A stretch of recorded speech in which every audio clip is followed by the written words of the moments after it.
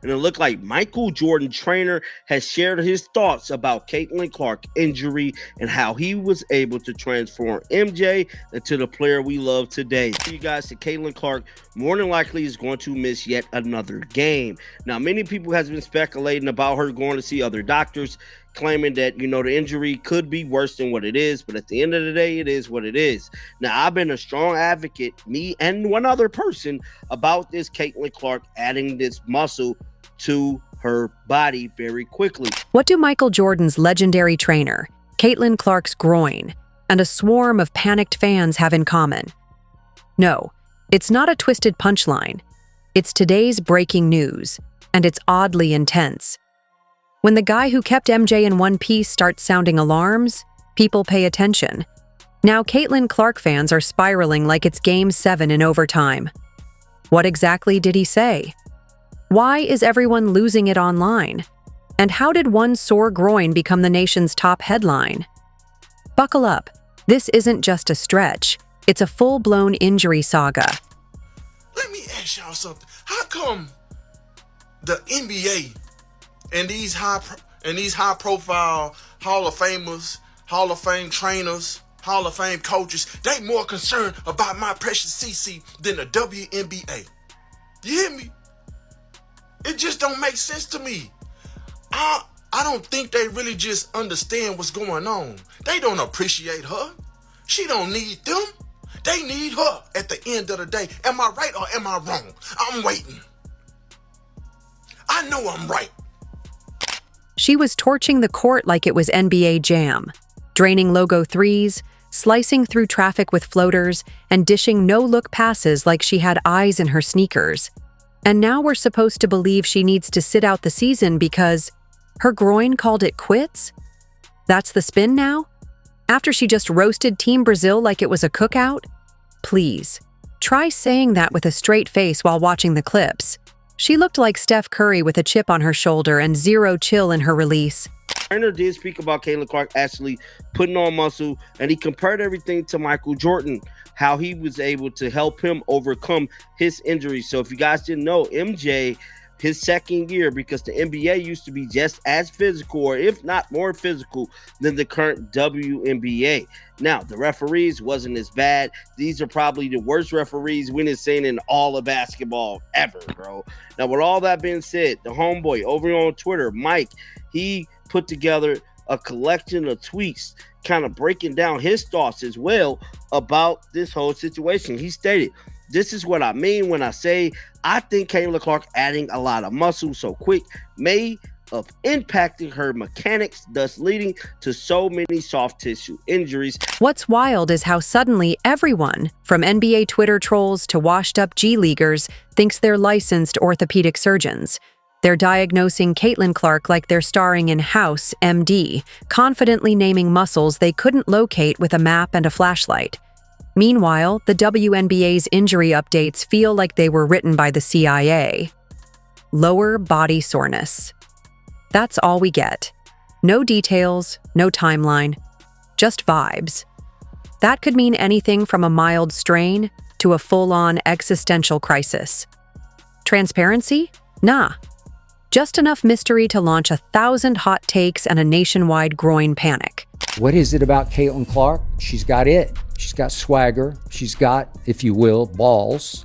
She's tough. She's shrewd. She's not a good passer. She's all-time great. And she makes logo threes. And she makes them beautifully. She jump shoots the way Steph does from the logo, where she's not feet on the floor pushing set shots. She goes up, holds it, and flicks the wrist, and has incredibly underrated strength. She's just got all-time it factor. She's doing things on a nightly basis where you sit back and say, oh, she's selling them out like crazy. That's Jordanesque. But here's the kicker. NBA guys are more locked in on Caitlyn Clark's status than the league she actually plays in. You've got more former All-Stars raising eyebrows than the entire WNBA communications department. Why? Because even in street clothes, Caitlyn pulls more eyeballs than half the league's starting lineups combined. Cameras can't stop tracking her. Media can't stop spinning her. And yet, her own team's out here acting like getting steamrolled without her is just business as usual. It's like watching a rerun of a bad sitcom and pretending you don't know the punchline. Spoiler alert, it ends in an L. In your guys' opinion, do you feel like Caitlyn Clark gets kind of targeted at some of these games, or it's just basketball? Yeah, she get targeted just like Jordan got targeted. It's a privilege. You're the best player. The Jordan rules. They had the Jordan rules. When you're so good, you're gonna get targeted. Absolutely. It just is what it is. Absolutely. Like come on, man. You gotta, like, when you at a disadvantage, like, I feel like, just like boxing or something, if you fighting against the best, you gotta do something and junk it up. Rest and recovery? Please. That's just PR spin for we're panicking and don't know what else to do. They're shelving Caitlyn Clark and crossing their fingers that fans forget. Newsflash, we're not. Not when she's the only one making highlights that aren't brawls or flops. They're hoping if she disappears long enough, the noise dies down. Instead, it's hitting a fever pitch. She didn't look hurt against Brazil. She looked unfair. That wasn't a rookie limping through minutes. That was a walking bucket pulling up from the food court. She had defenders spinning like they hit the wrong cheat code. Let's not pretend people aren't connecting the dots. Every time Caitlyn takes over, something magically stops her. A hard foul, a missed call. Now it's lower body soreness, as if we haven't heard that vague script before. It's like the moment she shines too bright, someone behind the curtain yells, "Dim the lights!" And somewhere, a league exec is holding a bingo card with one square left. Caitlyn sidelined. Why is that an issue? I asked this question respectfully, Nafisa, because I remember in the 80s, for example, when Magic Johnson and Larry Bird took the NBA by storm and they were winning championships, competing for championships, but then this dude named Michael Jordan came along. And Michael Jordan came along and he wasn't yet winning championships, but his popularity was so astronomical that the NBA practically marketed everything they could around this guy. So to know that there's an example like that as a shining example to be followed that could benefit the league, particularly down the road, why is that an issue when we've seen that such a marketing plan has worked in the past? I don't think it's an issue. I do think Caitlyn's a star. And like I said, people want to see her, and we are trying to grow the league. Like, you need to. Let's be honest here. If she were in the NBA, they'd be rolling her around in a cryogenic chamber just to get her ready for the next game. Custom groin massages, a team of orthopedic wizards, and 3 private jets. But in the WNBA, you get a "she's out." And maybe, if you're lucky, a screenshot from practice with a thumbs up emoji. It's the quiet quitting of athlete injury updates. No timeline, no breakdown, just vibes. And the vibes are suspicious. Even when she was running the floor, she was dragging that team into relevance by sheer force of will. Now without her, it's like someone unplugged the microwave mid-popcorn. Meanwhile, NBA coaches are breaking down her game film. Sports Talk shows that haven't mentioned NBA coaches are breaking down her game film. Sports Talk shows that haven't mentioned women's basketball since 1997 are now running highlight reels. It's almost comedic. You'd think she switched leagues and nobody told the league. And don't even get started on how calm some folks are about this rest of the season talk. I'm just saying, I'm calling it how it is. Hey, that's Nike material. We ain't talking Reebok. We ain't talking about Shaqs. We ain't talking about them type of shoes. You hear me? We ain't Reebok. You hear me? We talking about the CC effect. Caitlyn Clark. Without her, nothing moves. It just makes me so upset. Like, see, people like me who appreciate the game, who have played the game, and know what the game supposed to look like, understands my precious CC, Caitlyn Clark, and the meaning of. If the number 1 pick in the NBA so much as limped getting off the team bus, ESPN would be live streaming from his driveway with helicopters and biometric analysts on standby. But Caitlyn Clark? She gets one grainy clip from practice and a press release that reads like it was written by ChatGPT having a panic attack. And we're all supposed to smile and nod when they say she's just being cautious? Rest is important? Gotta protect the investment? That's the boardroom version of, we have no clue what we're doing. Because let's be real, she was perfectly fine torching Team Brazil a few days ago, and now she's resting indefinitely? That math doesn't math. Either someone's not telling the full story, or we all accidentally fast-forwarded to October. And while this bizarre silence drags on, guess who's sounding the alarm? NBA players. Meanwhile, the WNBA is acting like it's no big deal. Newsflash, it is a big deal. Caitlyn Clark isn't just a rookie. She's a walking headline, a revenue stream, and a sold-out arena on two legs. You don't sideline that.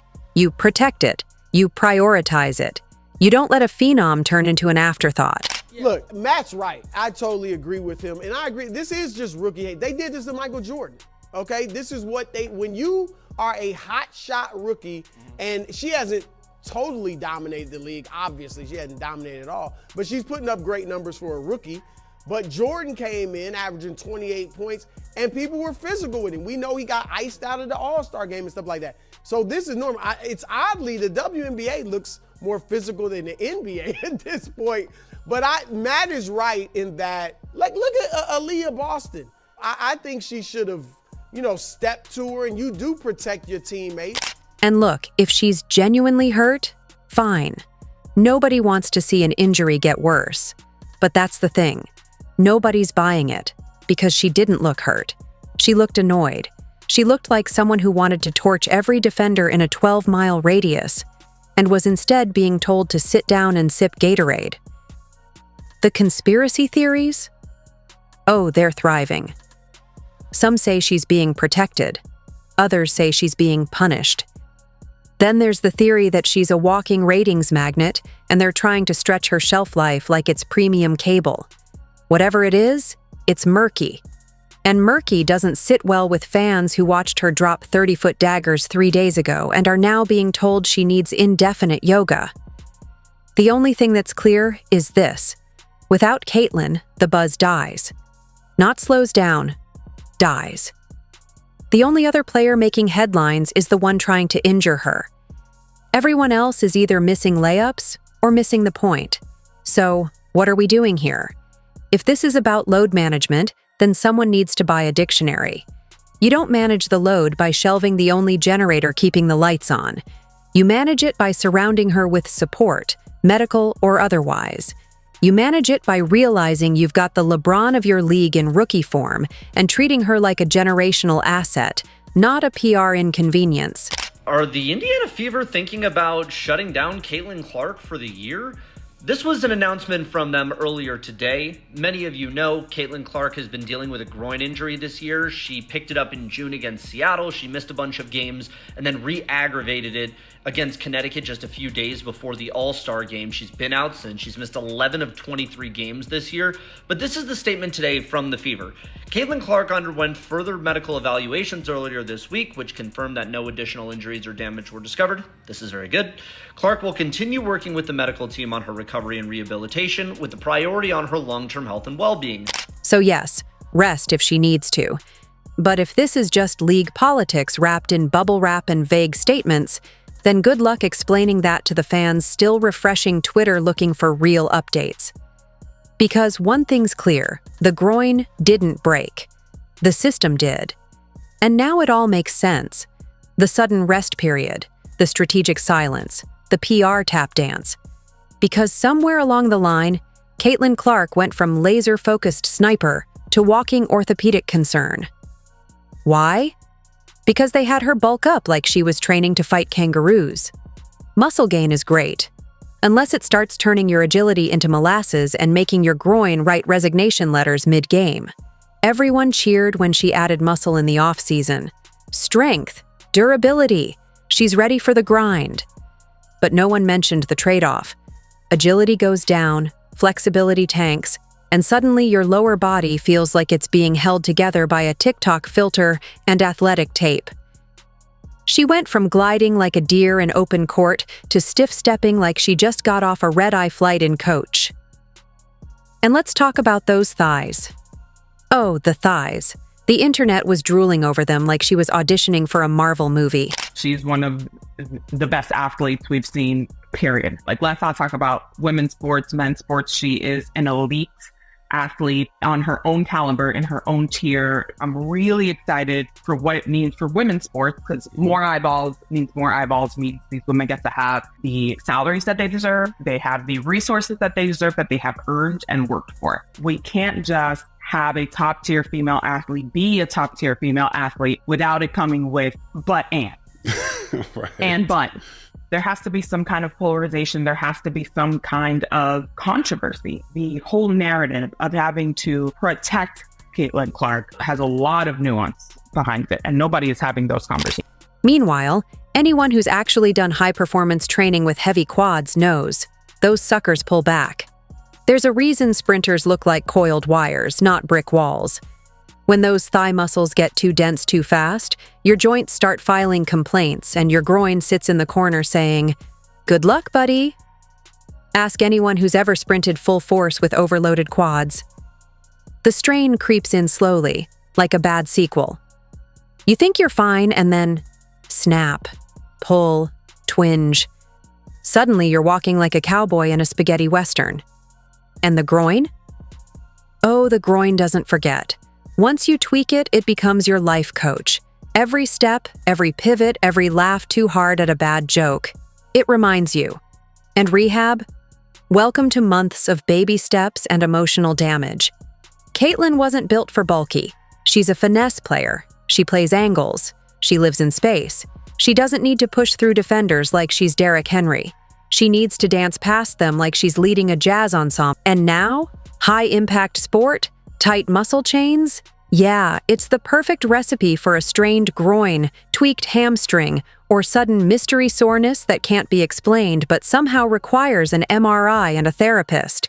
And don't pretend it's not a groin issue. No one rests indefinitely for generic fatigue after dominating an international game 3 days before. Caitlyn Clark, the Michael Jordan of the WNBA. On or off the court, she is changing the culture of the WNBA. A paradigm shift is upon us in the WNBA. A name, Caitlyn Clark, is that new paradigm, and whether she is leading while on the court or off, things are changing. As was Michael Jordan when he first came into the NBA, he ushered in a new culture. Let's just say Jordan and Clark share one simple design concept in common when it comes to playing the game of basketball: neoclassical. Jordan played the game in its traditional format, yet placed a brand that stuck. Clark has and will carry on that same concept. The warning signs were flashing in neon. Her agility took a slight dip. You could see it. Just a half-second delay here, a missed slide there. Nothing massive, but noticeable if you were looking. The problem is, most people weren't. They were busy posting side-by-sides of her quad progress like it was a Marvel origin story. Meanwhile, her groin was backstage, quietly plotting its revenge. Once that thigh strain hits, the dominoes fall fast. You compensate with other muscles. The groin steps up, takes on too much, and bam, there goes your mobility. It's a slow-motion car crash, and if you ignore it, you'll be lucky to jog in a straight line by Thanksgiving. That's why every actual athlete watching her play was wincing a little. You could almost see the tension in her stride. The takeoffs weren't as sharp. The landings looked just a hair off balance. And the cutting? It was stiff. Still elite, still capable, but clearly riding the edge of strain. She was in that danger zone where you're too good to sit, but one wrong move away from a long-term rehab plan. Too much muscle. Something's going to give. And now, surprise, surprise, something gave. The groin spoke, and the league went silent. Hey, bro, I know y'all want to hear it, man.